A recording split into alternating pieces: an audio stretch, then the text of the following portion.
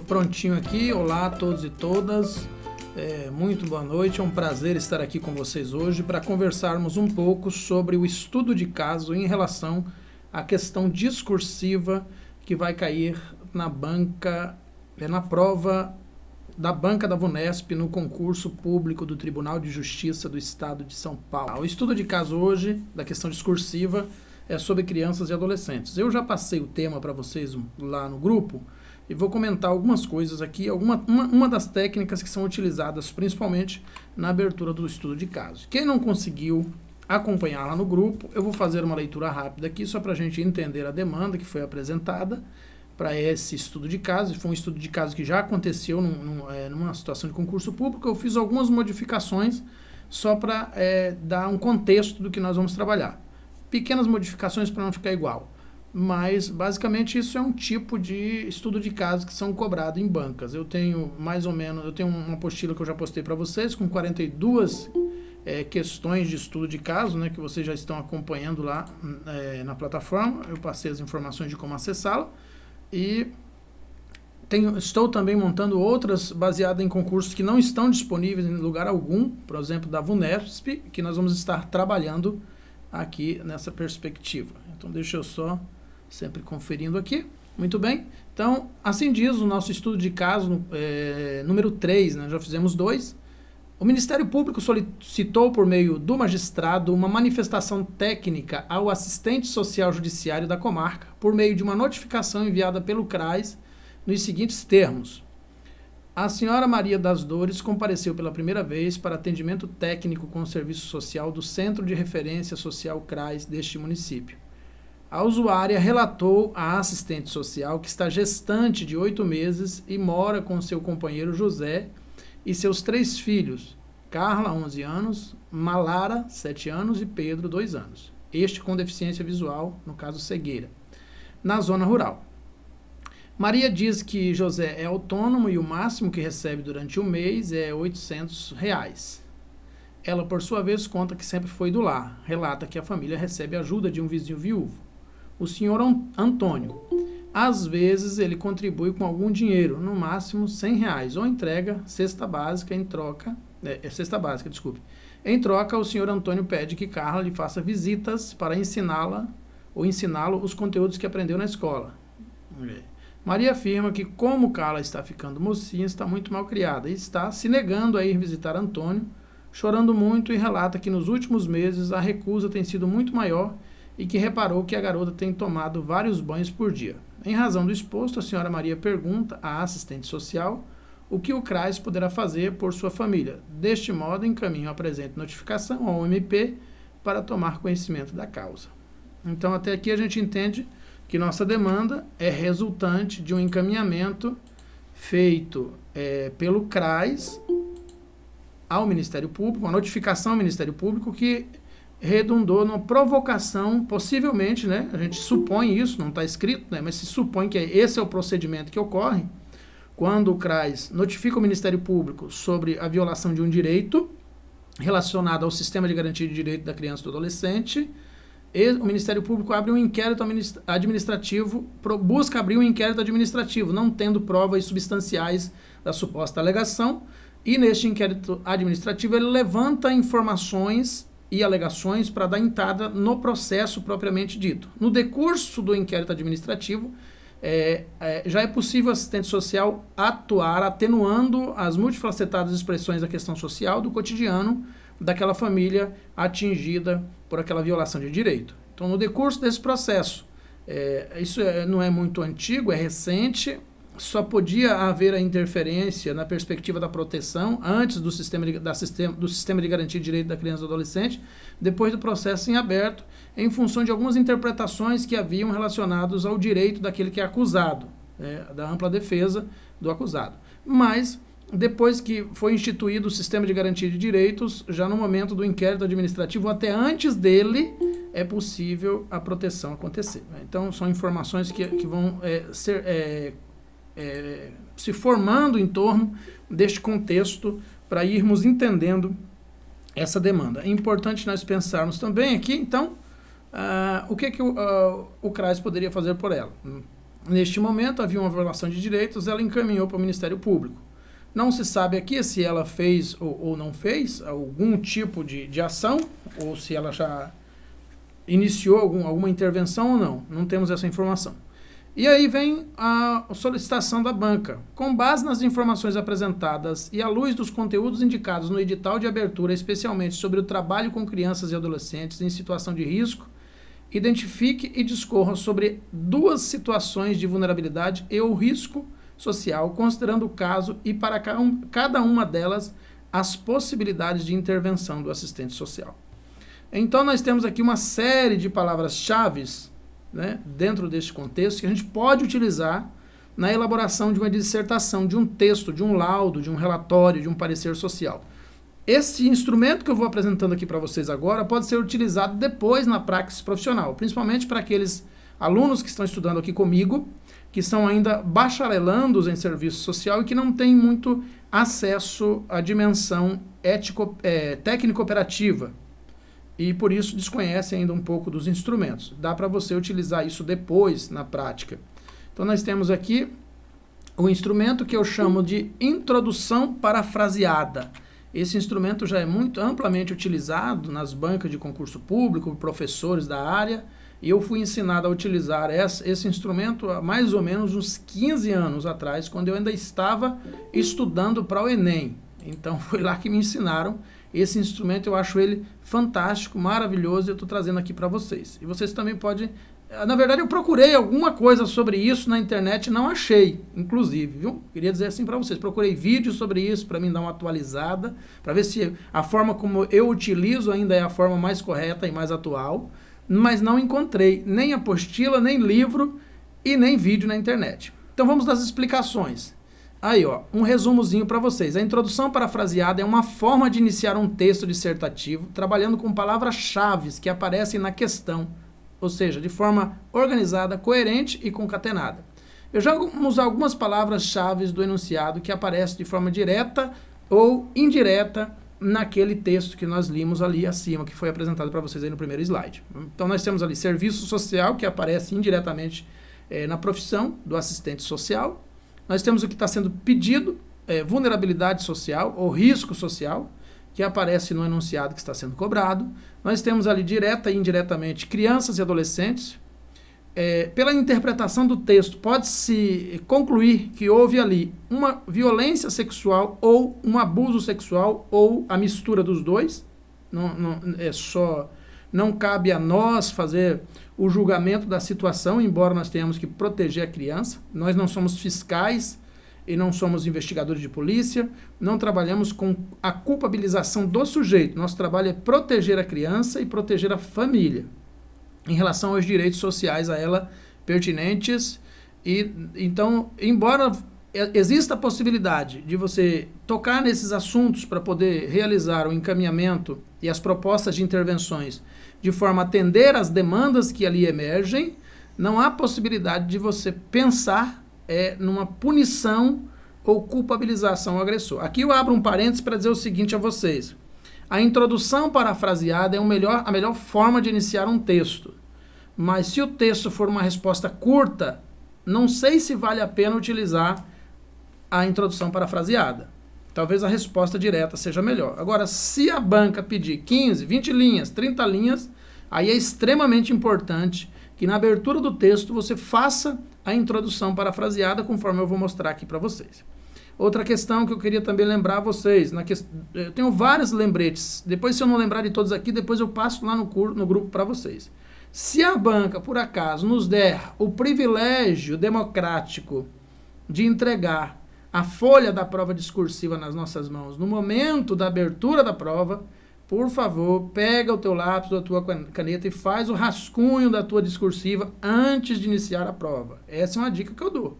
Que a mente vai estar arejada, o cérebro vai estar descansado. É o momento de fazer a discursiva. Você não vai passar ela limpo, você vai fazer o rascunho, terminou a discursiva, rascunhou a discursiva, organizou ela, coloca ela de lado e vai fazer a prova. Por que que não passa limpo antes da prova? Pode ser que no decurso da prova a mente te traga outras informações conforme você for lendo as questões que podem ser importantes na resposta da discursiva. Algum assunto que você esqueceu, falou, oh, ainda tinha isso, olha, essa questão fala sobre algo que eu não vi lá. Olha, eu estudei essa questão aqui, por exemplo, só para dar um exemplo aqui a vocês. Eu estudei este estudo de caso aqui várias vezes, tentando identificar.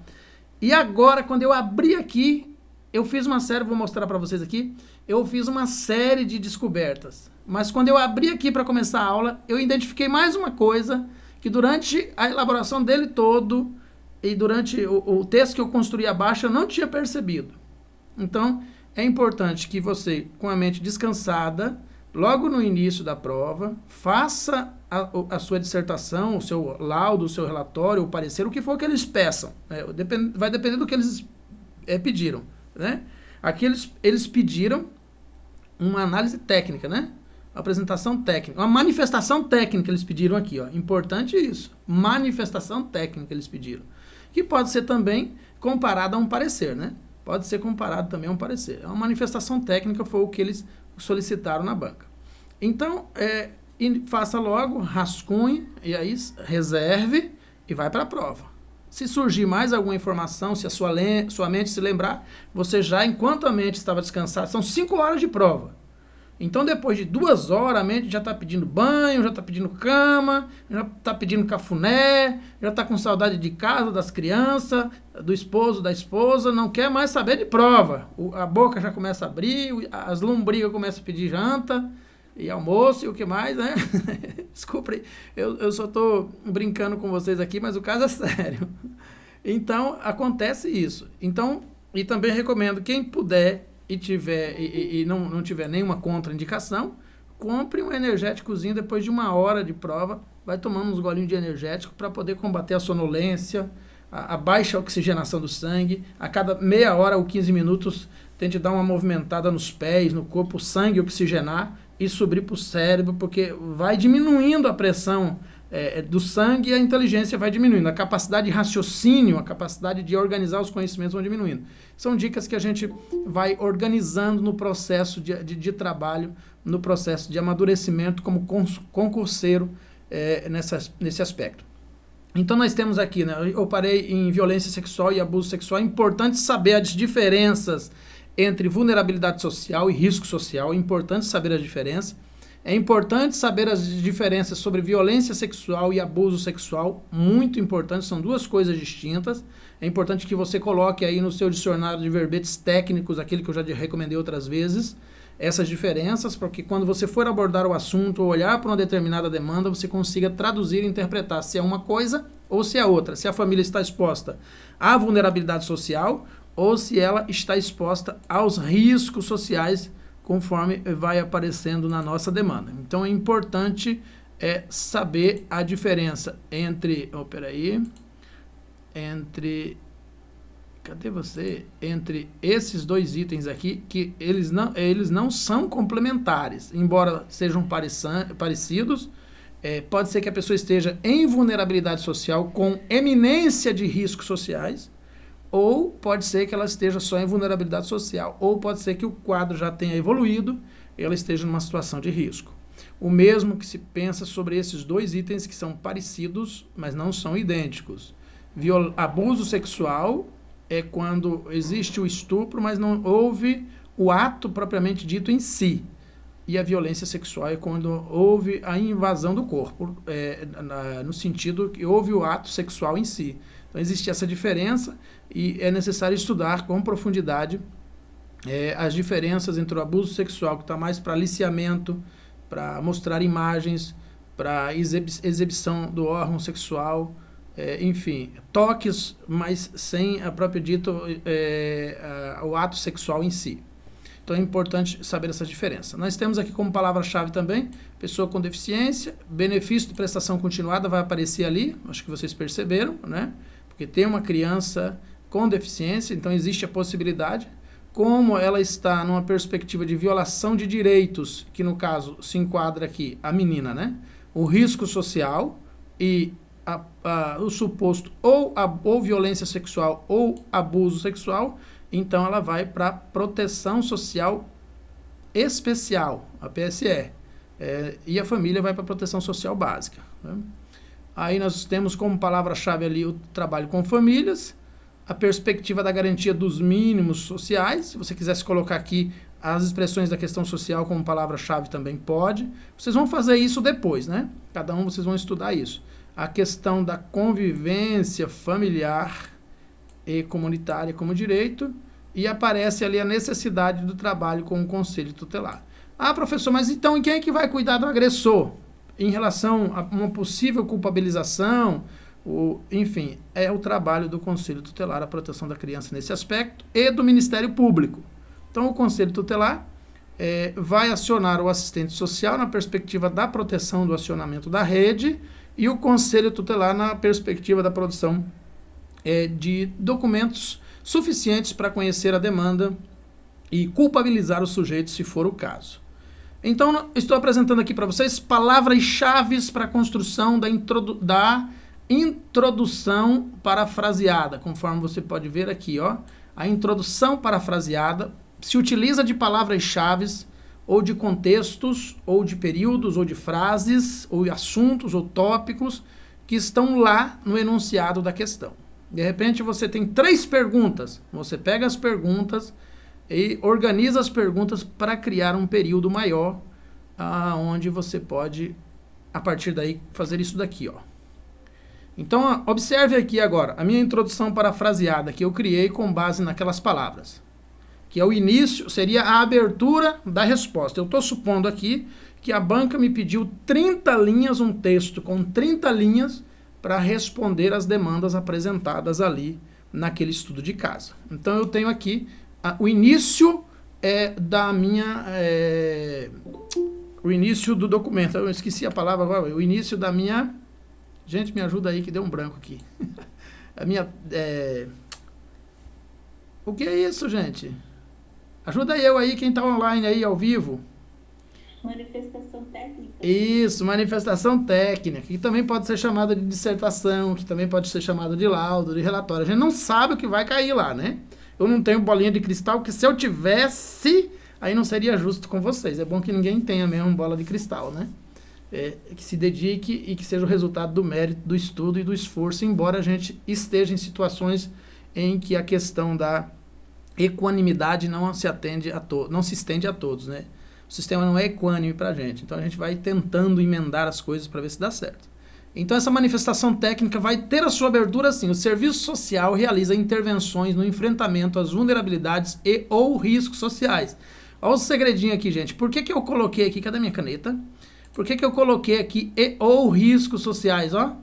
Porque pode ser um ou pode ser o outro. Ou pode ser vulnerabilidades com eminência de riscos sociais. É vulnerável, está quase correndo risco, está faltando pouca coisa para os vínculos afetivos se romperem totalmente, né? Então, neste caso, são vulnerabilidade, e não na perspectiva da família, mas a terceiros existe a suposição de riscos sociais. Então, sobre a família, vulnerabilidade, especificamente, e sobre a menina, a criança, riscos sociais. Aí, continuando. Vou recomeçar só para a gente entender e vou ler todo, depois eu volto explicando, senão vou ficar cortando, né? Então, o serviço social realiza intervenções no enfrentamento às vulnerabilidades e ou riscos sociais, violência e abuso sexual contra crianças e adolescentes na perspectiva da proteção social básica e especial, viabilizando direitos como proteção, convivência familiar e comunitária, benefícios de prestação continuada e inclusão da pessoa com deficiência e a garantia dos mínimos sociais. E aqui ficou um errinho de português, depois eu vou corrigir, ó, vou botar o i bem aqui, ó. E eu queria dizer a todos vocês, gente, que eu estudo com bastante dificuldade, que eu sou desgráfico, sou curioso, mas eu convivo com a minha limitação. Então, se vocês encontrarem algum erro de português, me ajudem, que eu vou corrigir e vou colocar tudo em ordem para vocês, viu? Faltando um i aí, eu coloquei aqui ao vivo, agora depois eu corrijo lá na apostila antes de postar.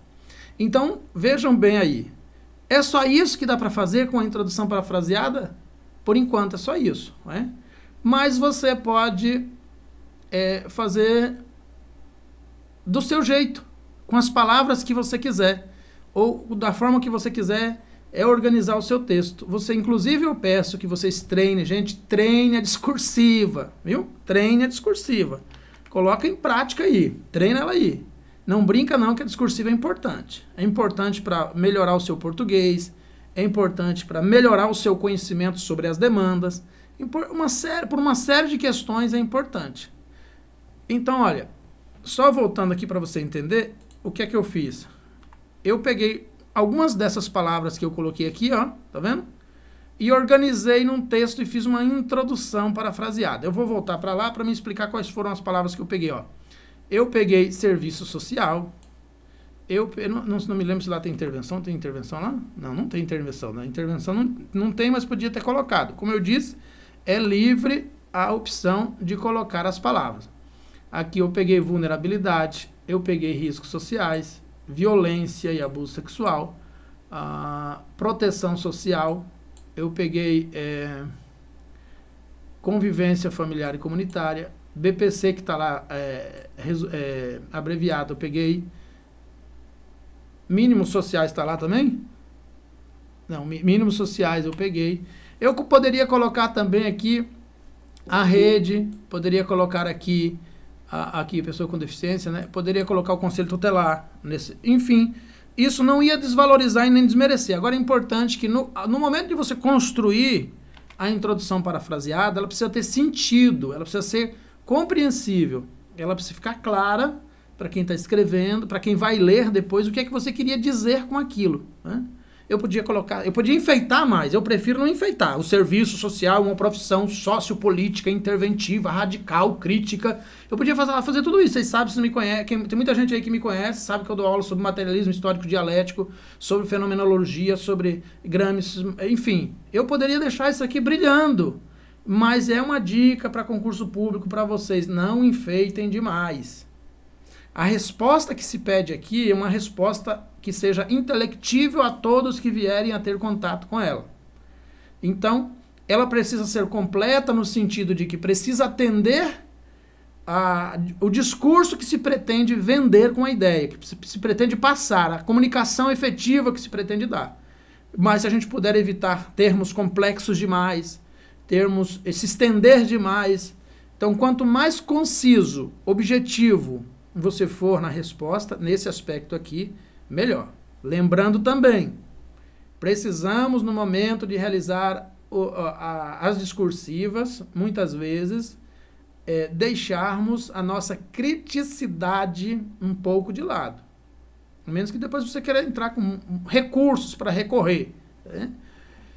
Porque existe uma série de questões relacionadas à questão discursiva que pode vir, às vezes, na contramão daquilo que acreditamos. Vem de acordo com o serviço social. Né? Então, se você é religioso, você tem que repensar a sua criticidade como religioso no momento de fazer a prova. Se a pergunta vier falando, por exemplo, sobre os tipos de famílias que são reconhecidos no Brasil, os tipos de famílias contemporâneas, né?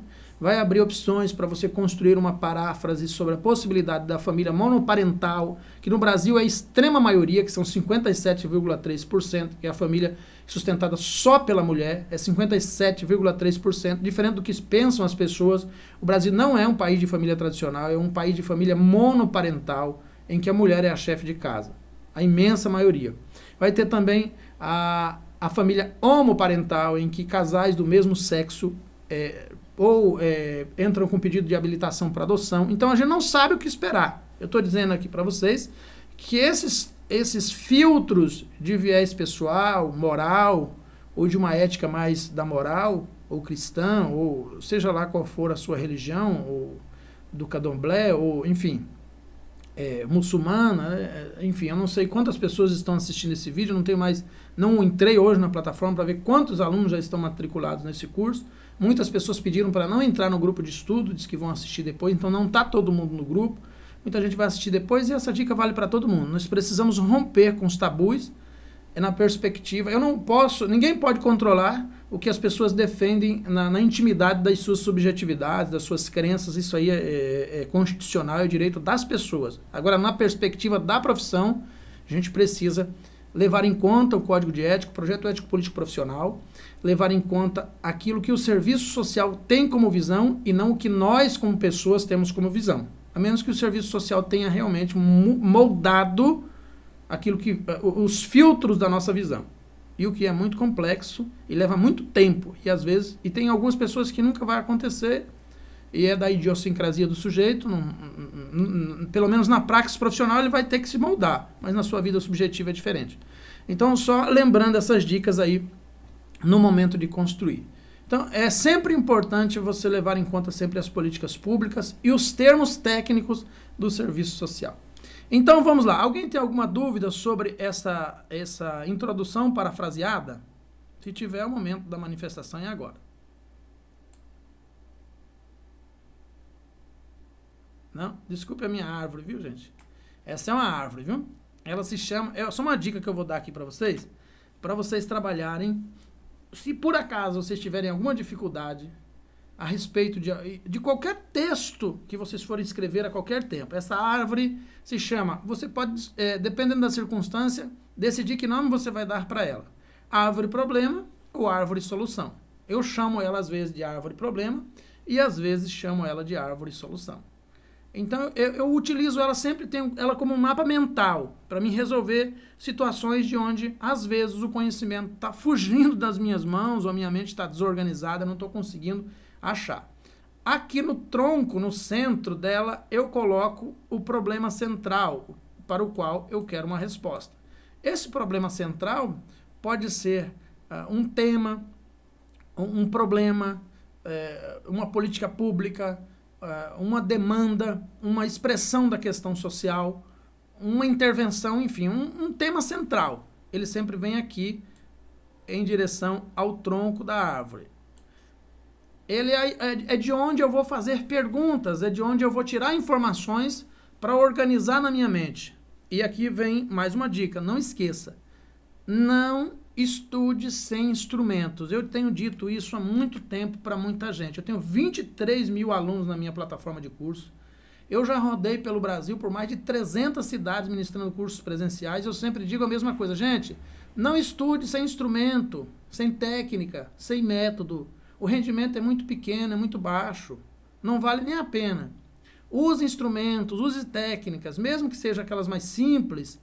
Não precisa utilizar técnicas complexas. Essa é uma delas.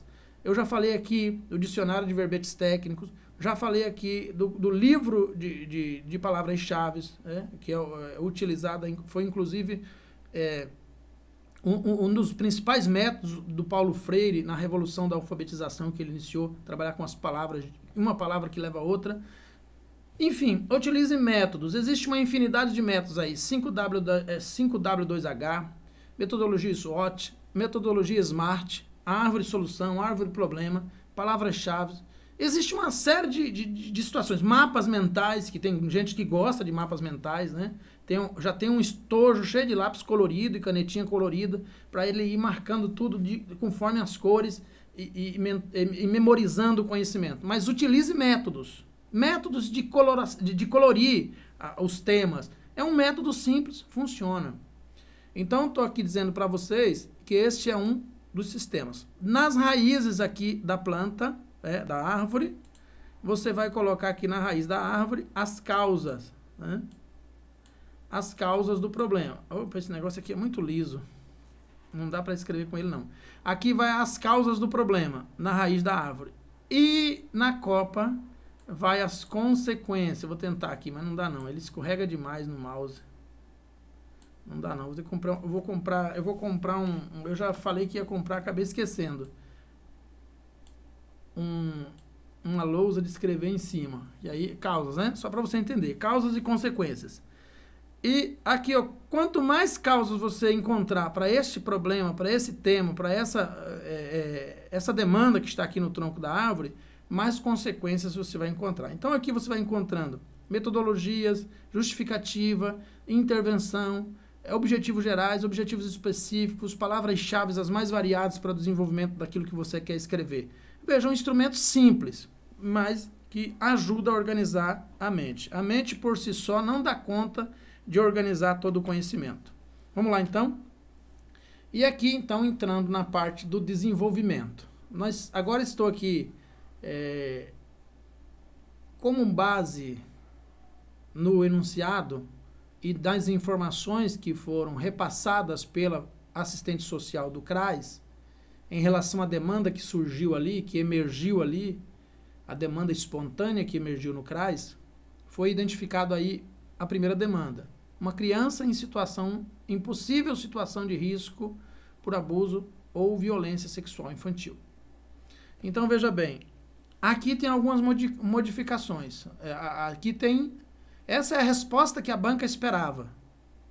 Mas eu achei que foi um pouco limitante, porque a demanda não deixa claro se era abuso sexual. Como eu falei para vocês lá, que era só abuso sexual. Né?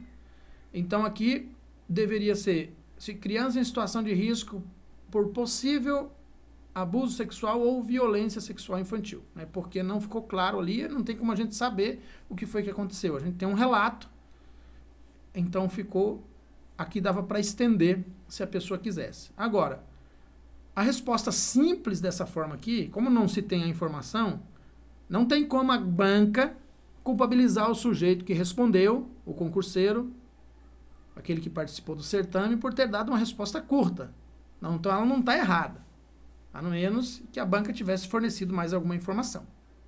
Né? Então vamos lá. Então nós temos a primeira demanda, ou a primeira expressão da questão social aqui, que é uma criança em situação de risco por abuso ou violência sexual infantil.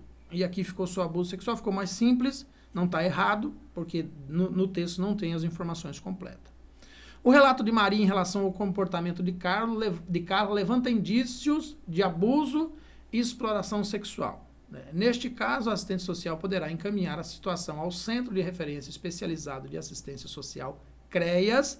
Lembra lá? Proteção Social Especial. Tudo que você colocar lá na introdução parafraseada, depois você vai ter que desenvolver aqui embaixo. Não dá para colocar uma informação lá e não desenvolver a argumentação aqui. Social CREAS ou órgão responsável pela proteção social especial do município ou região para que a equipe daquela unidade avalie a necessidade de inclusão no Serviço de Proteção e Atendimento Especializado a Famílias e Indivíduos, o PAEF, dentre outras providências cabíveis. Então, estamos aqui elencando o trabalho da rede em relação à proteção da criança. Proteção social especial tem que iniciar imediatamente. Como nós sabemos que ela não está no CREAS, porque foi uma demanda espontânea, a primeira vez, está no enunciado, que surgiu lá no CRAS, então ela não está na rede, ela precisa ser incluída na rede, essa é a primeira parte da demanda. Né? Aí, ainda identificando, né, essa circunstância, nós temos aqui no âmbito do sistema de garantia de direitos, o assistente social deverá comunicar, gente, comunicar, isso aqui é importante, viu? A suspeita ao Conselho Tutelar da respectiva localidade, conforme artigo 13 do ECA. Tem muita gente enviando relatório laudo ou parecer para Conselho Tutelar. A comunicação, a notificação que trabalha na rede não é relatório. Relatório e laudo, juiz, relatório e laudo, dentro da rede, dentro da própria instituição. Não pode sair dali, só vai para o juiz ou para a própria instituição ou a determinação do juiz ao Ministério Público e à Defensoria, para mais nenhum lugar, em função da proteção do sigilo da pessoa. Então não se envia relatório, laudo ou parecer para Conselho Tutelar. Isso é um erro que vem se cometendo há muito tempo. O que se faz é, de forma sucinta, preservando o sigilo do sujeito, comunicar o Conselho Tutelar. E no caso do Ministério Público é notificar, não é comunicar, certo? Em relação ao Conselho Tutelar. Alguns autores e juristas dizem que também é notificar. Eu não concordo totalmente, embora não seja a minha área de formação. Eu acho que notificar é mais relacionado a uma notícia-crime. E não é o caso do Conselho Tutelar, que não é uma instituição do judiciário, é uma instituição, um órgão jurisdicional. Então, mas isso aí é debate para uma outra questão. Então, nós temos aqui já uma intervenção, né? 2 intervenções, e aqui a terceira possibilidade de intervenção só em relação à demanda 1, que surgiu ali naquele território, naquele serviço, naquele atendimento. Outra possibilidade é o encaminhamento da criança para atendimento psicológico. Atendimento psicológico no âmbito da saúde, a depender da realidade do local. Olha, Essa é uma resposta muito feliz. Por quê? Porque é importante entendermos que qualquer trabalho de atendimento psicológico não pode ser feito por psicólogo do CREAS, nem por psicólogo do CRAS, que realizam um trabalho psicossocial e não atendimento psicológico. Ou seja, trabalhador psicólogo do CRAS e do CREAS não é psicólogo clínico. Ele não pode realizar terapia, não pode emitir laudo psicológico, não pode realizar atendimento psicológico na perspectiva de ver se a criança tem algum trauma, se ela está sofrendo por causa daquele suposto abuso que ela foi infringido. Ele não tem essa competência, não pode. Então é por isso que, se você algum dia, na elaboração de um relatório, de um laudo, ou na resposta de uma questão de concurso público, entender que a criança precisa de um atendimento de um psicólogo, este atendimento tem que ser feito preferencialmente por meio da saúde. Mas ainda assim, é importante utilizar esse termo aqui, a depender da realidade local. Por quê?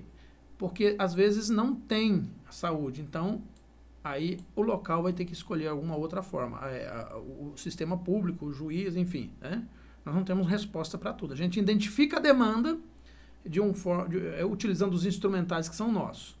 Mas não cometa o erro, por exemplo, de fazer o encaminhamento da criança, do adolescente, para atendimento psicológico pelo psicólogo do CREAS ou do CRAS, que lá é um trabalho de equipe multidisciplinar ou interdisciplinar, como queira, né? Equipe de referência, mas que não trabalha com traumas ou com laudos ou atendimentos ou terapias em relação à psicologia. Apenas atendimento psicossocial em relação aos direitos sociais em parceria com o assistente social. Então, é importante entender essas diferenças aí. Ficou alguma dúvida aí, pessoal, até aqui? Posso prosseguir para a segunda demanda que está presente ali? Alguém gostaria de pontuar alguma coisa? Por favor, fale agora, o cálice para sempre. Não? Vou prosseguir então, viu? Se vocês quiserem pontuar a qualquer momento, é só abrir o microfone e pedir, professor, licença, ou começar a falar. Eu não preciso de muita formalidade também não. E eu abro a palavra para você falar, viu? Estou sempre por aqui. Vamos lá então. Continuando o desenvolvimento aí, demanda 2, criança com deficiência, tá lá, né? O Pedro é identificado como pessoa com deficiência. Aí a assistente social poderá dar suporte no sentido de pleitear o benefício de prestação continuada, né? Então nós temos aqui mais uma demanda. O BPC, conforme descrito na Lei Orgânica de Assistência Social. Então, esse encaminhamento aqui deve ser feito basicamente para o CRAS, né? Então, é o CRAS que vai estudar essa demanda, já que ela surgiu. E acredito que esse processo de trabalho é apenas por identificação. A gente está dando essa resposta aqui, colegas, porque a assistente social que enviou a demanda para o judiciário, inclusive ela podia ter tirado algumas questões ali que ela mesma já podia ter resolvido, né? Mas ela não resolveu, então a gente vai devolver com as possibilidades de intervenção, né? Porque presume-se que ao chegar uma demanda lá de uma família que tem uma criança com deficiência no seu bojo e que a família está numa situação de vulnerabilidade, ela já faça esse encaminhamento, né? Então, como ela contou toda a história de volta, e a notificação que ela deveria dar ao Ministério Público deveria ser resumida e apenas em torno da possível violação de direitos da citada criança. Ela preferiu se estender um pouco mais, deu margem a uma resposta do assistente social judiciário nessa perspectiva. Então aqui vem a terceira, a quarta, a quinta intervenção. Também poderão ser apontadas saídas como oferta e inclusão no Serviço de Convivência e Fortalecimento de Vínculos, SCFV, no âmbito da assistência social ou ainda dependendo da realidade local. Sempre lembrar disso aqui, gente, ó, porque economicidade, disponibilidade de recursos e disponibilidade de instituição. Depende da cidade que você vai trabalhar, não tem o recurso, não tem a instituição. Então, sempre é importante pensar sobre isso. Encaminhá-la para uma instituição do terceiro setor especializada em atendimento às crianças com deficiência visual, que é o caso do usuário em tela. Essa é a demanda de número 2. E aqui nós temos, então, ainda identificada ali dentro, a demanda número 3. Acesso precário à renda, família considerada com baixa renda, vulnerabilidade socioeconômica e derivados. Por derivados aqui, é muito importante, quando possível, ou quando a demanda for complexa, esse termo é da PNAS. Então, esse termo é importante porque ele estabelece que há múltiplas demandas. Existe uma série de demandas e de violação de direitos. Então, fica ainda em aberto para outras possibilidades de interpretação. Então, nós temos aqui a 6ª intervenção, caso também indica acesso precário à renda. Frente a isso, podem ser realizadas medidas emergenciais no âmbito do atendimento do serviço de proteção e atendimento integral. E aqui tem outro erro, gente, eu vou corrigir antes de postar essa apostila, viu? A família, como a concessão de benefícios eventuais em razão da vulnerabilidade e nascimento na família. A outra intervenção, registre-se que o LOAS indica que benefícios eventuais são provisões suplementares e provisórias prestadas aos cidadãos e às famílias em virtude de nascimento, morte, situações de vulnerabilidade temporária e de calamidade pública. Contudo, embora o LOAS não determine como será o tipo de provisão, mas somente os motivos, serão aceitas as respostas que indiquem cesta básica, cupom, cartão, alimentação e ou semelhantes, bem como kit natalidade ou semelhante. A assistente social também deverá encaminhar a responsável familiar para realizar o cadastro único, com vistas a participar do programa Bolsa Família e também para fazer o requerimento do benefício de prestação continuada. No caso, poderá ser proposto o trabalho social do PAIF mediante acompanhamento familiar. Será necessário elaborar em conjunto com os profissionais do CRAS e a família o plano de acolhimento familiar. Muito bem, nós tivemos aqui 3 demandas. E agora eu quero voltar um pouquinho lá para o grupo e vou voltar lá para o tema central onde a gente estava, para a gente pensar um pouquinho aqui de tudo isso que eu falei aí, colegas. Existe alguma demanda que surge deste enunciado, desta questão, que não foi abordado ali? Vamos analisar novamente o enunciado? Isso é importante porque nos faz pensar a respeito de uma possibilidade de criar alguns contextos para estabelecer a demanda que nós estamos trabalhando. Pode falar, Márcia? Talvez a gestação, verificar se está sendo... muito bem. Foi isso que eu havia esquecido. Foi exatamente isso que eu havia esquecido. Eu escarafunchei, como diz aqui na Bahia, né? Eu esmiucei isso aí e me passou. Mas, na verdade, para a mulher é muito mais fácil enxergar isso, porque é ela que passa por esse momento que é bonito, é lindo, mas que também é sofrido, né? É bastante trabalhoso. Então, muito bem lembrado, Márcia, parabéns. Gestante, olha, ela está gestante. E como é que ela está gestante? Numa área rural. E o CRAS não sabe da existência dela. Então, pelo jeito, não tem agente de saúde nessa região, né? Porque se tivesse, o agente de saúde tem que comunicar. Uma gestante, numa situação de vulnerabilidade social, é responsabilidade do agente de saúde comunicar o CRAS. Então, havia realmente uma situação de negligência em torno dessa família. Nós temos uma família. Havia uma situação de negligência. Então, parabéns. Então, aqui nós teríamos mais uma intervenção para ser colocado lá no estudo de caso relacionado à família, que é o terceiro estudo a demanda número 3, que tem relação com a família. A demanda número 1 tem relação com a menina, a demanda número 2 tem relação com o menino Pedro, e a número 3 tem relação com a família como um todo. Planejamento familiar para essa mulher? Não entendi. Não poderia pensar no planejamento familiar para essa mulher?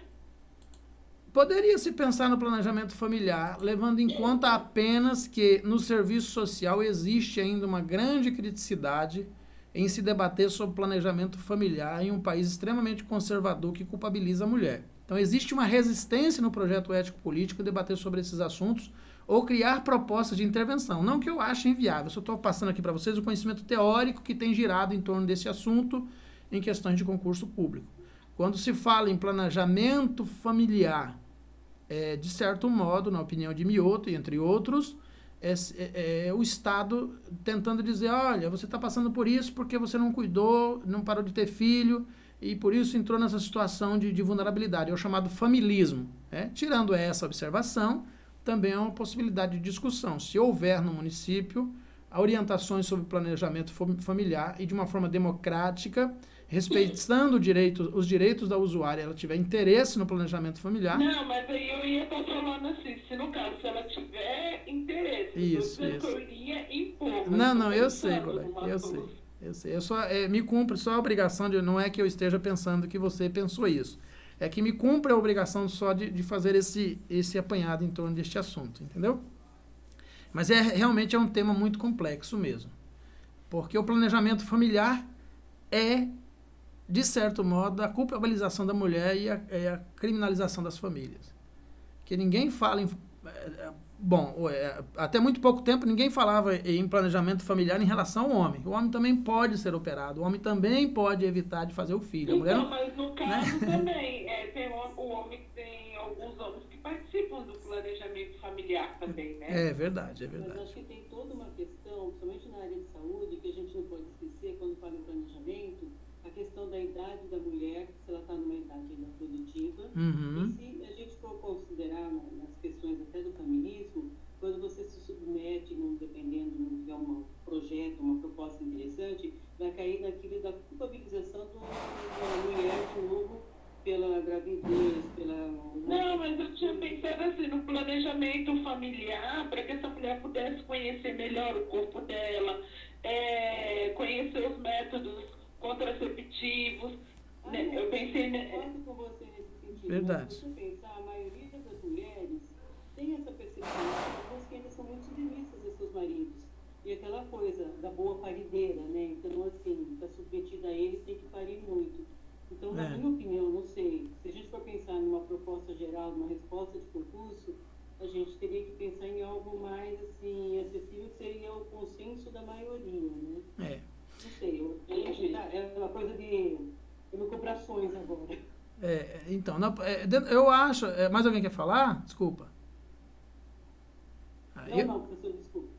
Eu penso assim, que numa resposta de concurso público, o planejamento familiar é uma resposta viável, desde que haja pelo menos um fragmento depois dele, ou junto com ele, reafirmando o compromisso do serviço social em defender o direito das mulheres pela não opressão, pelo não machismo e pelo não patriarcado. Se você conseguir construir um período citando a possibilidade do planejamento familiar, em seguida explicar isso, eu acho que não vai ter problema. Por que eu estou falando isso? Eu tinha pensado assim, que a mulher, assim, esse planejamento familiar é que a mulher aprenda a conhecer o seu corpo e não seja submissa ao marido. E outra coisa que eu também pensei, não sei se eu estou viajando também, que ela mora em zona rural, mas que ela também pudesse ter uma educação, que ela pudesse também trabalhar para ela não ficar submissa a esse marido.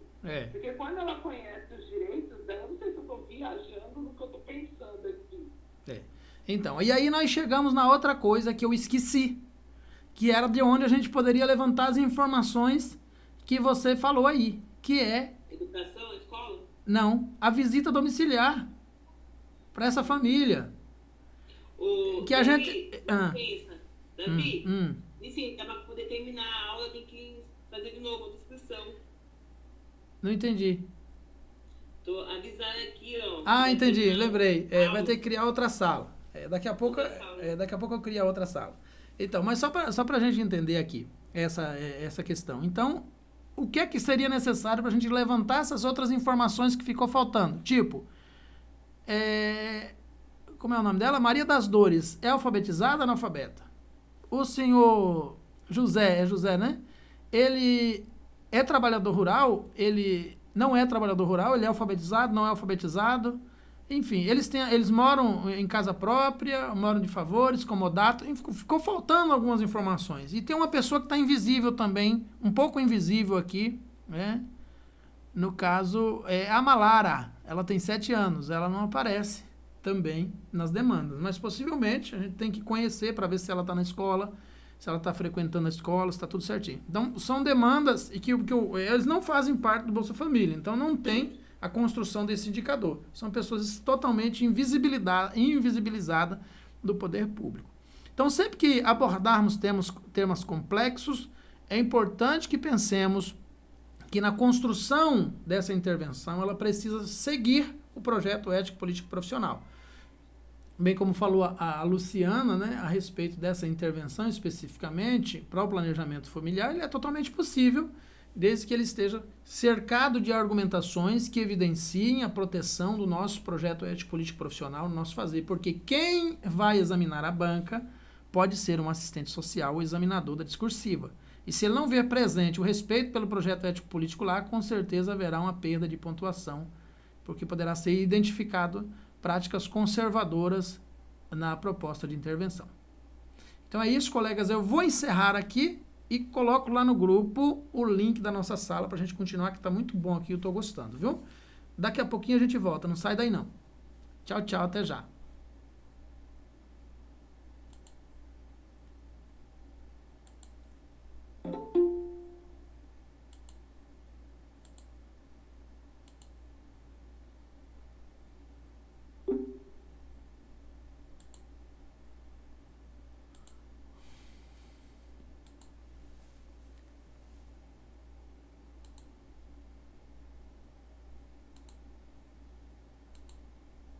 Amy, me dá mais um golinho de café aqui, meu café ficou tão bom, velho. Ele ficou fraquinho e ficou uma delícia. Daqui, Vodinho, mais um pouquinho que eu já vou entrar de novo. Pra mim acabar logo.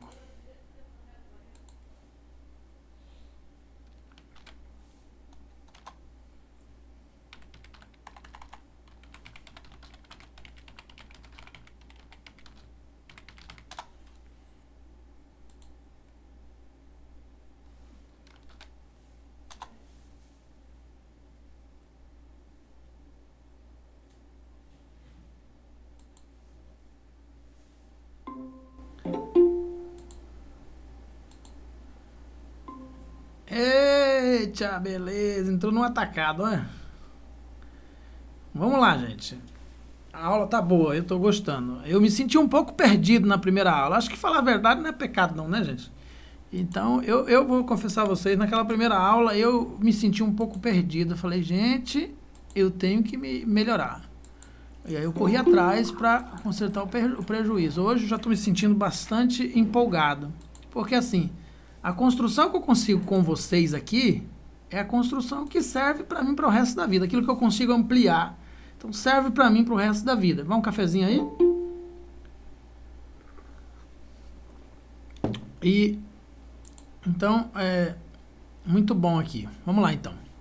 Então, mas tem uma outra questão aqui que eu fiquei pensando, né? A gente falou sobre o BPC, né? A gente falou sobre o BPC. E eu queria fazer mais uma pergunta. Em torno da Previdência, vocês conseguem ver mais alguma coisa nessa demanda que poderia ser objeto de um parágrafozinho curto para completar as linhas, como sugestão? E a gente já identificou aqui três itens que poderiam ter sido feito parte da discussão, né? Então, a visita domiciliar, que deveria ter sido logo depois da introdução à abertura, proceder visita domiciliar para levantar mais informações a respeito da demanda e de posse das informações já presentes, né, que seria parte da... Professor? Oi, Ronise, pode falar. Oi, tudo bem? Tudo. Em relação aí a direito previdenciário, a Uhum. gestante, se ela está gestante, mora na zona rural, ela tem o direito do salário maternidade. Exatamente. Ela ainda é gestante, mas já pode se pensando no providenciamento dos documentos. Tem algumas questões aqui que precisam ser consideradas e que eu vejo muita deficiência nos CRAs do Brasil todo em relação a isso, que é o direito do trabalhador rural, que contribui indiretamente à Previdência por meio de alguns impostos embutidos. Então, ele é contribuinte da Previdência. E ele não é usuário da assistência. O produtor rural é usuário da Previdência na perspectiva dos direitos previdenciários e na garantia da aposentadoria do salário.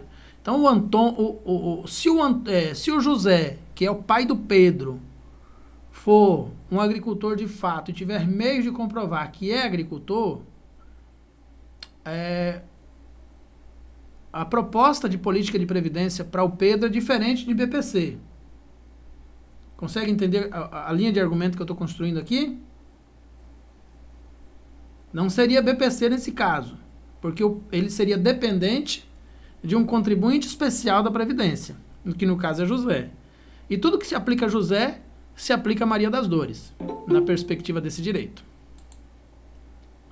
Conseguiram acompanhar a ideia aí mais ou menos, colega?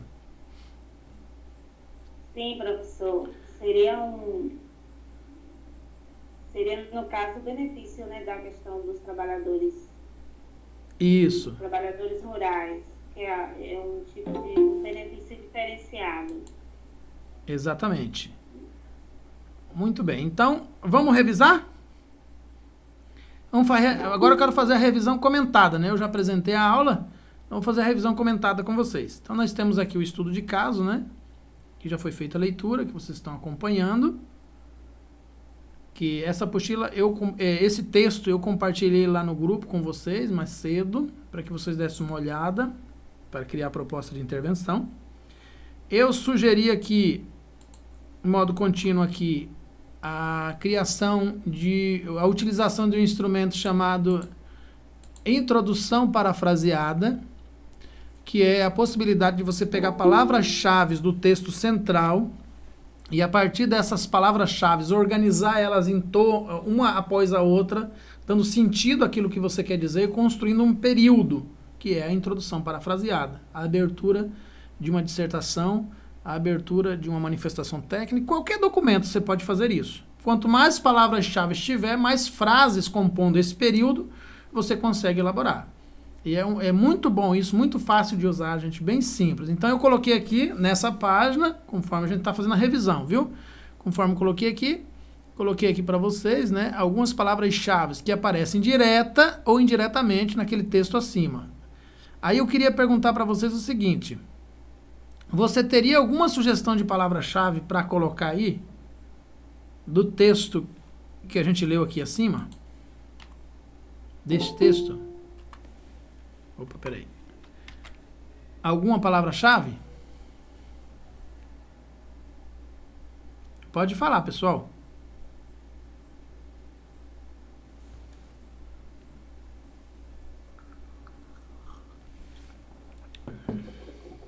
Não? Desculpe, Débora, não consegui lhe entender. A gente vai acrescentar o auxílio à maternidade, né? E também o zona rural, né? No caso, seria um auxílio rural. Muito bem. A dica foi se formando, se construindo durante a aula. Pode falar, Débora. Não, é isso, né? Porque aí a gente vai construir esse jogo, né? Exatamente. Maria não poderia ser encaminhada também para o pré-natal da unidade básica de saúde, não, do município, da própria zona rural? É uma possibilidade também.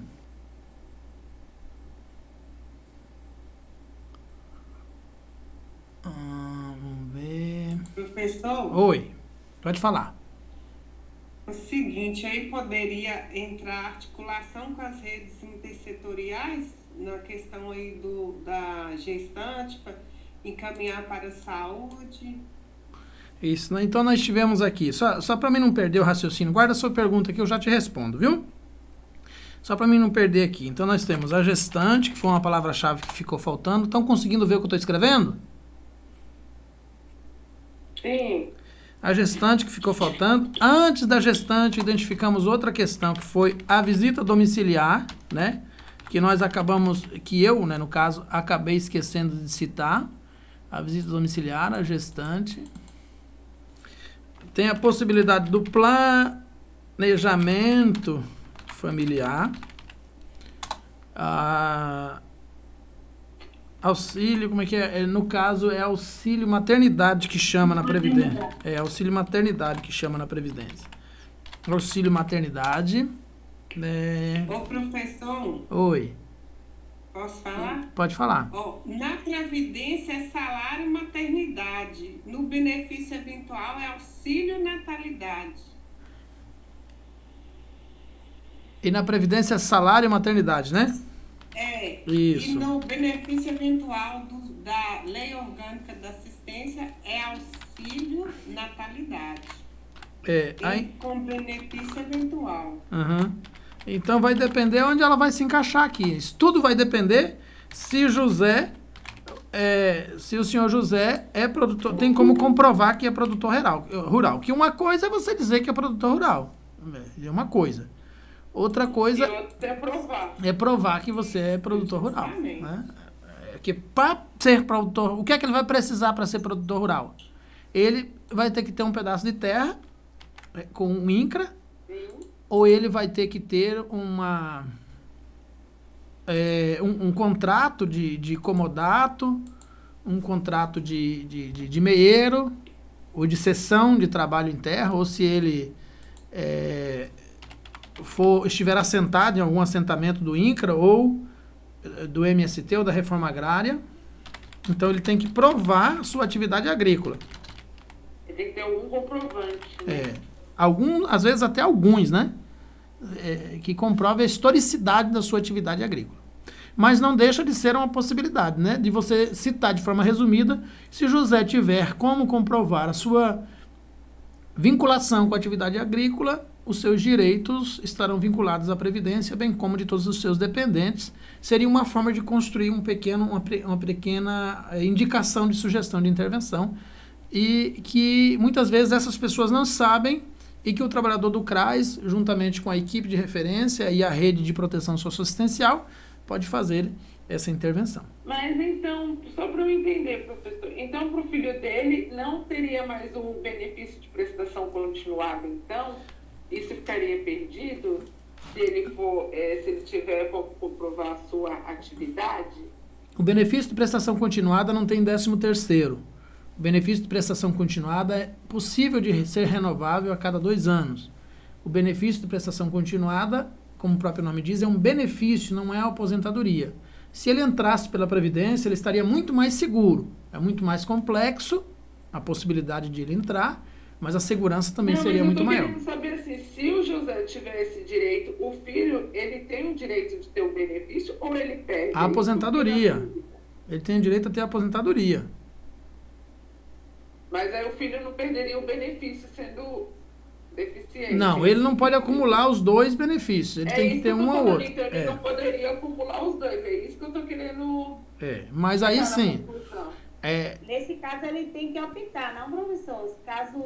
Se caso José comprove, né, a questão dele na zona rural, ele perde o benefício do BPC do filho. No caso, ele não tem. Pode acumular. Por que não pode acumular os dois? Mas no caso, ele não tem. Eu fiquei pensando, Jocineide, por isso que eu fiquei aqui agora pensando, porque não pode ter 2 benefícios.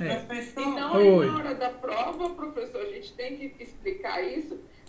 Então, identificou a demanda. E outra questão também importante lembrar, né? Embora a gente tenha feito um apanhado de questões aqui para levantar informações as mais diversas, aquele texto que está lá, que eu mostrei para vocês, do slide, é suficiente para responder a questão. Embora não tenha falado de visita domiciliar, não tenha falado de gestante, sobre a gestante, não tenha falado do planejamento familiar, não tenha falado de salário maternidade ou auxílio natalidade, porque ela colocou textos em aberto, dando a dizer assim, e outras providências cabíveis, dentre outras. Ou seja, é isso que é importante colocar sempre no enunciado de vocês. Então, às vezes, você abordando os temas mais centrais e sugerindo o encaminhamento desses temas mais centrais, de repente é muito mais interessante do que simplesmente você encher demais a sua demanda de coisas e acabar se complicando do meio para o fim, né? Então é importante a gente pensar isso sempre nos nossos trabalhos, em todas as áreas que formos trabalhar. Menos é mais. Mas desde que esse menos seja técnico, seja coerente, seja carregado de informações pertinentes à demanda que estamos atendendo. Menos é mais quando menos responde e deixa ainda em aberto possibilidade de intervenção. Vejamos. A demanda 1, né? Nós temos aqui a demanda 1. Então, só revisão, né? O relato de Maria em relação ao comportamento de Carla, aqui ela abordou sobre a possibilidade de referência e fez o encaminhamento, CREAS, né? Em seguida, ela falou sobre o sistema de garantia de direitos e propôs novamente o encaminhamento, Conselho Tutelar. E mais um encaminhamento, criança de atendimento psicológico, no caso, saúde. Perfeito. Então, aqui, lá, nessas outras instituições, é que, de repente, eles vão identificar aquilo que a gente não identificou. O CREAS pode identificar. Por quê? De posse das informações que tínhamos, a gente identificou essas possibilidades de intervenção. Eu fiz essas outras provocações, colegas, só para vocês terem a capacidade crítica de, ao olhar para de uma determinada demanda dentro de um enunciado de uma questão de concurso, vocês optarem, vai surgir muitas demandas, optarem para torná-las concisas. Por exemplo, o que eu quero dizer com isso? Se várias demandas conseguem ser orientadas para serem respondidas todas pelo CREAS, basta um parágrafo para responder todas elas, né? Esse texto aqui tem que ser corrido, viu, gente? Termina aqui, começa aqui, termina aqui, começa aqui, Não pode então, ser... professor, pelo que eu estou entendendo, você está querendo dizer que a gente tem que ser mais sucinto e não prolixo. Exatamente. Embora a gente tem que fazer esses esmiuçamentos que eu fiz aí... Embora tenha muita coisa que eu vou observar, mas nem tudo eu coloco. Se você conseguir colocar de forma sucinta, não tem problema colocar. Por exemplo, aqui, o relato de Maria, blá, blá, blá, blá, blá. Necessidade de inclusão no serviço de proteção e atendimento especializado a famílias e indivíduos. Lá já vai tratar do planejamento familiar. Lá eles vão identificar que ela está gestante, já vão providenciar o acompanhamento de natalidade com ela. Ou seja, ela já vai estar no sistema de acolhimento institucional de proteção social especial do município, né? Então, Carla vai estar lá, a família vai estar lá. E também vai para o CRAS, em relação aos outros direitos deles. Então, veja bem que, se você quiser, se quisermos, poderíamos colocar bem aqui, Aqui, antes dela dizer, dentre outras providências cabíveis. Isso aqui é importante, viu, gente? Eu já repeti várias vezes. Isso é muito importante. Aqui, antes disso, a gente podia colocar planejamento familiar, podia colocar as outras questões que a gente identificou. Mas não é obrigatório, porque já tem aqui, dentre outras providências cabíveis, né? Então, você acessou o serviço e fez o encaminhamento. Daquilo que era mais visível, o restante vai ser acompanhado lá. O mesmo no que diz respeito à culpabilização do sujeito, que é responsabilidade do Ministério Público em parceria com o Conselho Tutelar e o Judiciário. Então, você não vai se preocupar em culpabilizar o sujeito, o que vai ser feito com a pessoa que fez o abuso, porque você já comunicou o Conselho Tutelar, já recebeu a demanda do Ministério Público, né? Por que a gente tem que colocar isso? Porque, assim, é até complicado, né? Você vê uma coisa que chegou no Ministério Público, uma coisa que chegou no CRAS e chegou no Ministério Público, você se pergunta, mas se já está no Ministério Público, se já passou pelo CRAS, o Conselho Tutelar não sabe? Olha, existem várias possibilidades sobre isso. Se o CRAS não sabia da existência daquela criança, ele escolheu se comunicava ao Conselho Tutelar ou se notificava o Ministério Público. E ele escolheu notificar o Ministério Público. Por que razão, não sabemos. Mas pode ser que no município o Conselho Tutelar não funcione ou a rede esteja fragmentada. Uma série de questões. Mas ele poderia ter feito isso. Ele poderia ter comunicado o Conselho Tutelar sem prejuízo do seu trabalho profissional. Mas ele escolheu não fazê-lo. Não sabemos os motivos, né? Então, se o Conselho Tutelar... boa noite, Roseli. Pode ir, viu? Obrigado pela presença. Se não estava aqui, é porque não... por alguma razão, o Conselho Tutelar não sabia. Por que eu estou dizendo isso, gente? Porque se o Conselho Tutelar soubesse dessa família, a menos que fosse muito incompetente, tinha por obrigação também comunicar o CRAS e o CREAS dessa família, ou encaminhá-los para o serviço. Veja como a rede funciona. No que chegar primeiro, notifica os demais. Então, cabia ao profissional aí do CRAS notificar o Ministério Público, comunicar o Conselho Tutelar, encaminhar para o centro de referência, encaminhar para o atendimento psicológico na saúde e todas as outras demandas. O próprio CRAS podia distribuir tudo isso. Só que a gente sabe que na prática não é assim que funciona. Se o CRAS tivesse feito tudo isso, restaria somente, tão somente, para o assistente social judiciário a visita domiciliar para levantar informações sobre a demanda e conhecer a demanda e apresentar subsídios para o juiz, para o Ministério Público, que notadamente chegaria nas mãos do juiz, tomar uma decisão sobre a demanda em relação às medidas de proteção que ele precisa emitir, porque aí já não depende mais de Conselho Tutelar, nem de CRAS, nem de CREAS, né? As medidas protetivas, no caso, ou até mandado de prisão, de busca e apreensão, etc., em relação ao agressor. Então percebe como se desdobra tudo isso. Estão conseguindo me acompanhar ou eu estou viajando aí na maionese? Eu acho que é isso, né? Então, aí a gente vê que as demandas, a gente percebe que a rede não é uma questão de você culpar esse ou aquela pessoa, é porque a rede é assim. Não damos conta de tudo, a gente acaba esquecendo. Vocês verão, que Deus abençoe, que vocês passem no concurso e vocês vão trabalhar, vocês verão que uma coisa é complexa. A gente chega em família que jura com os dois pés juntos, as duas mãos juntas, chorando, que nunca teve no CRAS. Quando a gente chega no CRAS, a assistente social fala, todo dia está aqui pedindo cesta básica. Nunca teve no CREAS. Todo dia está aqui, chora, enfim. A gente vai culpabilizar o sujeito por causa disso de maneira nenhuma. Vou culpabilizar o CRAS porque a demanda surgiu lá e ele não soube como distribuir? Não vou, porque é uma série de coisas. Às vezes o CRAS nem comunica mais o Conselho Tutelar porque não funciona.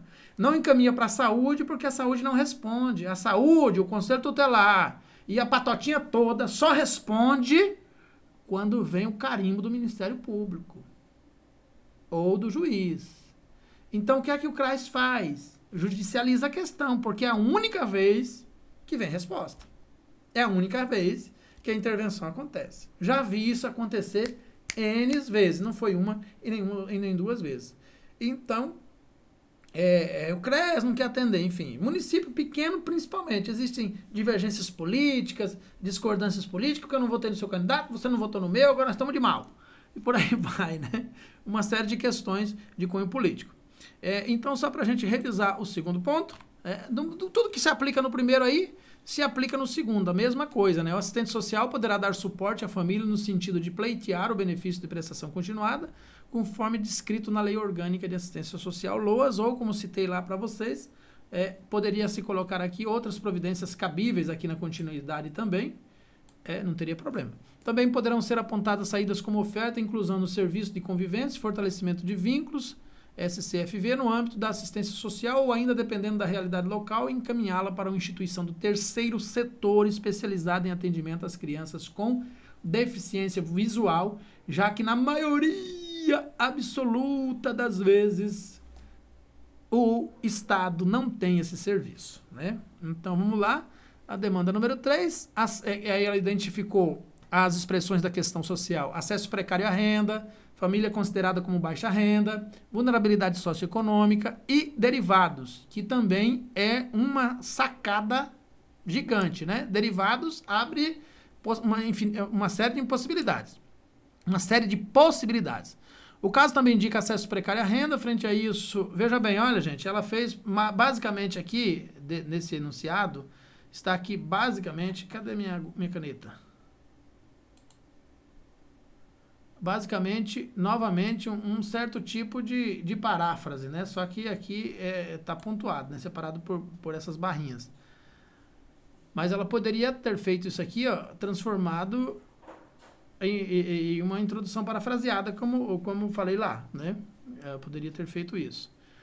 O caso também indica acesso à precária renda, ela está repetindo o que está aqui, tá vendo?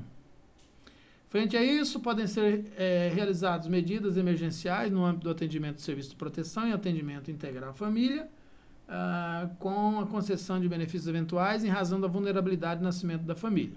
Então, de certo modo, a questão do gestante apareceu aqui, né? Registre-se que LOAS indica que benefícios eventuais são provisões, ela fez uma argumentação. Isso aqui, gente, ó, eu não recomendo, não. Só se você tiver domínio, viu? Não recomendo isso mesmo, não. Se não tiver domínio, incorre no risco de você ser reducionista na elaboração de uma síntese como essa e acabar deixando mal explicado e perder pontos em vez de ganhar pontos.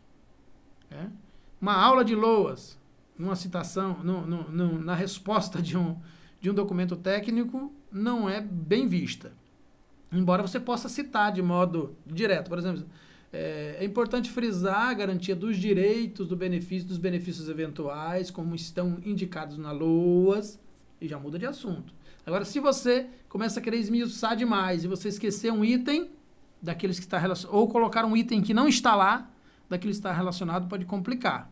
Então, a citação mais indireta é melhor do que arriscar um especialismo, né? Arriscar, deixar tudo muito bonito e acabar deixando incompleta a questão.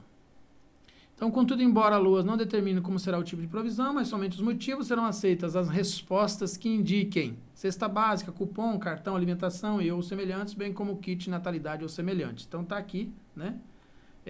Os municípios variam em relação a esse assunto, não existe um consenso a respeito disso, ainda, infelizmente. O assistente social também deverá encaminhar o responsável familiar para realizar o cadastro único, então ele não tinha cadastro único, com vistas a participar do programa Bolsa Família, distribuição de renda, e também para fazer o requerimento do benefício de prestação continuada, BPC, no caso, poderá ser proposto o trabalho social no PAIF mediante o acompanhamento familiar. Será necessário elaborar em conjunto com os profissionais do CRAS e a família, o plano de acompanhamento familiar. Outra sacada gigante aqui, porque aqui ela está dizendo, olha, muita coisa pode ser feita, né? Mas precisa ser feito aqui dentro. Eu acho que é isso. Muito bem, deixa eu voltar aqui para a minha sala, ver meus coleguinhas. Agora, o que é que eu quero de vocês, colegas? Que vocês pensem aí, menor que a minha, uma possibilidade de um texto com 15 linhas para responder essa demanda aí. Não é obrigatório, é opcional, mas quem fizer e me enviar vai me deixar muito feliz. Viu? E é isso. Se vocês tiverem mais alguma dúvida, o momento de tirar é agora. Estamos encerrando essa nossa pequena discussão de hoje a respeito do estudo de caso crianças e adolescentes. E incluiu aí a família, né? Tá aí as minhas redes sociais, meu Instagram, meu Facebook, meu YouTube, meus contatos. Alguém tem mais alguma dúvida? Por enquanto não, só angústia. Não, angústia não pode, não. Eu conto de tudo. Dá sim. Não, mas é porque a questão do trabalho é assim, colega. É você fazer uma coisinha de cada vez. Pegar uma coisa de cada vez e fazer. Esquecer o resto. Desligar a mente do resto. Hoje eu quero estudar sobre vulnerabilidade social. Já está evoluindo como pessoa. Estuda sobre aquilo. Amanhã, risco social. Está evoluindo. Vai pegando gosto. Depois de amanhã, hoje eu quero estudar sobre especificamente o que é a construção de uma introdução parafraseada. Hoje é isso que eu vou fazer. Vai pegando gosto. E vai gostando e vai se acostumando. Isso tudo é isso. É prática, resiliência, continuidade dentro de um processo de trabalho que tem que se desenvolver todo dia. O que é que não dá certo? Não fazer nada, não sair da inércia, não sair do lugar. O que é que não dá certo? Atirar para todo lado para ver se acerta. Acaba acertando um urubu. acaba não conseguindo nada. E ganhando uma planta na cabeça. Então, eu sempre, quando eu oriento meus alunos de TCC, eu digo, olha, gente, o problema do escritor de TCC é querer escrever todo o TCC de uma vez só. Divide o TCC em fragmentos. Divide esses fragmentos em mais fragmentos ainda. Agora pega cada sementinha dessa e vai plantando e regando. Só quando ela estiver madura, você passa para a próxima. Quando você vê, você tem um TCC na mão, é só organizar. O estudo aqui é a mesma coisa. Nós temos lá uma infinidade de possibilidades. Dia de sábado é dia de estudar o estudo de caso. E os outros dias? Fica a seu critério, mas todo dia eu estou postando uma aula. Inclusive hoje, a aula de relações de gênero interracional, intergeracional, não consegui postar. Mas como a gente tinha um estudo de caso, tudo bem. Então fica para amanhã. Amanhã é dia de estudar sobre o quê? Relações de gênero intergeracional. É o tema de amanhã, que vai ser postado lá. Então vai ler alguma coisa sobre isso. E assim sucessivamente. Certo? O mesmo acontece com as outras questões. Sim. Ronailton? Pode falar. Uma coisa que o senhor falou muito importante, que foi o caso de sair da inércia. O senhor falou que, não sei se eu acompanho no grupo de iniciativa popular lá no seu, muita gente está reclamando sobre emprego, assistência social e tal. Eu, através do seu curso de perito social, eu estou aqui já há 3 meses aqui no estado do Ceará, trabalhando aqui na medida socioeducativa. E uma das questões é isso, é sair da inércia. Eu sou do Maranhão, mas eu acabo fazendo seletivo para vários outros estados para justamente sair dessa inércia, para adentrar o mercado de trabalho, porque se ficar parado, meu irmão, não para. Olha que coisa interessante. O cara fez o curso de perito, para trabalhar como perito. Agora, só ele sabe explicar como é que o curso de perito levou ele para trabalhar na medida socioeducativa. Eu sei, eu e ele sabemos como é que acontece. O curso de perito mostrou para ele como é que funciona o trabalho do perito em relação às medidas socioeducativas e abriu uma possibilidade e lá está ele trabalhando. Eu tenho N relatos assim, eu tenho 23 mil alunos, todo mês chega relato para mim, olha, eu estava desempregado, fiz o seu curso, e aí fui para o processo seletivo, caiu exatamente aquela explicação que o senhor deu no curso, assim, eu matei a charada, assim, tirei a melhor nota do seletivo. Então, gente, mas por que acontece? Desculpe estar te interrompendo, Ronaldo. Nas minhas plataformas de curso, nesse curso, por exemplo, vai ter uma tonelada de conteúdo. Eu não tenho como saber. Eu tento colocar a maior quantia de conteúdo possível disponível lá, na tentativa de acertar pelo menos 60% das questões que vão aparecer no concurso, nos assuntos que eu estou comentando. Pode ser que não dê isso, pode ser que dê menos. Porque depois do concurso a gente vai fazer um apanhado das questões para mim ver o que é que eu toquei e o que é que eu não toquei. O que é que eu apresentei no curso e o que é que eu não apresentei. E se eu tiver menos de 60%, eu vou dizer, fiz um curso razoável, mas não ficou à altura dos cursos que eu costumo organizar. Porque a gente tem que acertar, é uma questão é a nossa profissão. Quem sabe o que faz o assistente social? É o assistente social. Como é que a gente descobre o que faz o assistente social, já que nós somos assistentes sociais? Estudando, olhando para trás, para quem já passou pelo caminho que nós vamos passar agora, o que foi que eles construíram. O que é que a gente pode melhorar na construção deles? O que é que eles deixaram de legado histórico e arcabouço literário para que nós possamos nos apropriar disso e transformar em possibilidade de intervenção, de raciocínio, de entendimento, de conhecimento, de criticidade, de possibilidade de análise das relações sociais nos nossos processos de trabalho, como profissionais propositivos, para além de sermos executivos, que vão propor intervenções no nicho de trabalho, no espaço socioocupacional mais contraditório que existe, que é o sistema judiciário. É o que prende e o que liberta ao mesmo tempo. E lá tem Márcio, não estou aqui puxando o saco, porque a realidade tem que ser dita. Eu também lá no estado onde eu estou, também estou em 10 seletivos, esperando também o sistema prisional de lá, onde eu estou bem colocado, justamente pelo seu curso, também me ajudou muito. Hoje em dia eu espero muito prova de título e cursos de 40 horas, 100 horas, 140 horas. O que me ajudou muito foi os cursos, que eu não tenho uma pós, mas os cursos do senhor me ajudou muito. E estou também aguardando a volta para o Maranhão, ganhando mais e trabalhando menos. Muito bom, viu, Ronailton? Parabéns. posição, terceira posição, 10ª posição, aguardando ser chamado no Maranhão para voltar. E, como eu estou lhe falando, sou seu seguidor. Foi um curso que uma menina fizeram lá em São Luís. Aí eu fui saber desse curso no interior do Maranhão, em Santo Inês. Aí eu fiz. Eu estive ministrando um curso presencial lá em Santo Inês. Uma vez. Aí eu fiz em São Luís, até com um pouco de dificuldade de pagar o curso. Não sei se o senhor lembra isso. Eu lembro, sim. O senhor. E daí em diante é sair da inércia, como o senhor falou agora há pouco. É isso aí. Então, aqui pra gente, aproveitando a reflexão do Ronailton, o depoimento dele, gente, sair da inércia é isso. Olha, respeitando a idiosincrasia do sujeito, que é a formação da personalidade de cada um de vocês, que é diferente de todo mundo, e cada um de vocês tem um perfil diferente, você precisa seguir aquele velho dilema, aquele velho jargão, conhece-te a ti mesmo. Conhecendo a ti mesmo, identifique quais são as possibilidades que você tem de construir uma postura estudantil no seu modo de ser e agir. Eu não gosto muito de ler, mas eu gosto de assistir. Assista vídeos. Eu tenho dificuldade para compreender, mas quando eu escrevo eu consigo compreender. Então anote tudo, faça resumos, faça mapas mentais, mas comece. Invista um pouco de tempo todos os dias. Professor, é dia de domingo, e quando eu estiver passeando? Gente, quem quer passar em concurso público, em processo seletivo, não tem feriado. Você pode ir com a tua família para onde for, fazer o que for, como eu faço, sair, passear, viajar, mas tem o meu horário daquele dia, não importa onde eu esteja, que é o meu horário sagrado. Este horário é o meu horário de estudar.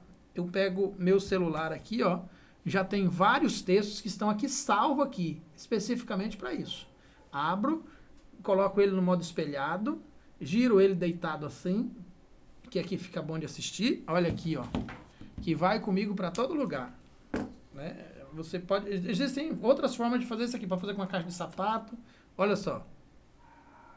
Aqui, eu posso me deitar e colocar em cima do peito e da protuberância abdominal e já está pronto para ser lido. E aqui eu leio, aqui eu assisto, aqui eu estudo. Então, estudo é isso. E não é de hoje que eu venho fazendo isso. Há muitos anos que eu tenho feito isso. Há muitos anos que eu tenho estudado. É por isso que hoje eu tenho 47 cursos na plataforma e gozo de um certo privilégio entre muitos profissionais do serviço social, estudantes e bacharéis no Brasil em função disso. Qualquer um de vocês pode fazer isso. Nós temos níveis diferentes de capacidade de absorção, isso é uma evidência, claro, né, é notório, mas ainda assim, você pode organizar e sistematizar o conhecimento na sua mente. Não existe janta grátis em relação ao concurso público, não tem fórmula mágica, quem inventou isso ou quem vende isso é mentiroso, não existe isso, estuda há muitos anos. O que existe é que você pode usar, sim, alguns métodos que vão diminuir a dificuldade e melhorar a capacidade, mas não são milagres. São métodos que vão exigir sacrifício, vão exigir renúncia, vão exigir dedicação, resiliência, comprometimento, compromisso, disciplina. Não tem um método mágico. Eu vou pegar um resumo do curso não sei o quê. Olha, este curso aqui, embora não ofereça o raciocínio lógico, a matemática, a informática, a língua portuguesa, é um dos poucos cursos no Brasil para este concurso que oferece o estudo de caso. Eu virei a internet aí para ver se tinha um outro com estudo de caso, que inclusive eu queria também ver para melhorar a minha performance sobre estudo de caso. E não achei, não tem. Umas lives ou outras, de outras áreas. Tem no direito, tem da contabilidade, do contabilista, na medicina, mas de serviço social eu não achei em lugar nenhum. Existe uma proposta para lançar um no dia, parece que no dia 20, no dia 7, ou 17 do 12, se eu não me engano. Mas só foi a única coisa que eu achei. Andei em vários lugares observando. Então é isso, gente. Se vocês quiserem comentar alguma coisa ou dizer mais alguma coisa, nós vamos encerrar por hoje. Senão eu fico até amanhã cedo falando aqui sobre essas possibilidades. O que eu desejo para vocês é que estudem, escolham o método, a forma que mais lhe convém, que você acha mais confortável, se é que existe isso, e estude. Viu? Quer falar, Débora? Por favor, Sara Mesquinezes tem um material. Olha, Passou. A Sara, nossa colega de concursos aí, ela disse que iria elaborar um trabalho sobre estudo de caso. Não sei como é que está, se ela elaborou ou não ouvi falar ainda. Mas eu entrei no perfil dela e não vi a divulgação lá, apenas ela comentou comigo. Mas ela também é uma boa professora nessa área, embora ela se desdobre mais em cima das questões e não do arcabouço instrumental, né? Mas é um bom material. Gente, então é isso. Muito obrigado a todos vocês. Boa noite. E quarta-feira nós estamos de volta. De todo modo, o material está entrando na plataforma. E assim que eu colocar todo o material teórico, aí eu vou começar a colocar os vídeos de cima para baixo até chegar no último, viu? Um abraço, boa noite a todos. Boa noite, bom descanso. Obrigado. Obrigado, colegas. Boa sorte e força aí. Boa noite, bom descanso. Tchau, boa noite, gente. Tchau, boa noite. Tchau, boa noite.